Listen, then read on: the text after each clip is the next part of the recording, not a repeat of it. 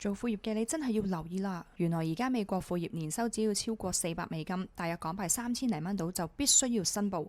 唔好以為每月賺嗰幾百蚊冇人知，因為美國稅局嘅 IRS 攞到新資金，正式引入 AI 同大數據去捉逃稅，完全就唔甩。無論你係揸 Uber、做 Airbnb、網上賣嘢定係 freelance，各大平台甚至係 Vimeo、PayPal 都會將你嘅交易數據直接申報俾稅局。雖然香港呢就暫時未有 AI 查稅機械人，不過如果你有做副業，都最好做好準備，因為即使冇 AI 查稅機械人，人手都有可能隨時查到你做副業逃稅，到時副業賺到嘅錢分分鐘唔夠交罰款添啊，得不償失。唔想無啦啦俾人重罰，做好以下4招自保。第一，記低所有數，用 App 或者 Excel 清楚記錄低每一筆嘅收支。第二，幾少錢都要報，主動報稅反而可以幫你扣減業務成本，譬如維修費扣完分分鐘都交少啲稅㗎。第三就係要公私分明，開一個獨立嘅銀行戶口專係做副業。第四就係賺到錢記得預留一部分愛嚟交稅。想睇更多副業又或者一人公司嘅避坑 tips，I like Grace，follow for more。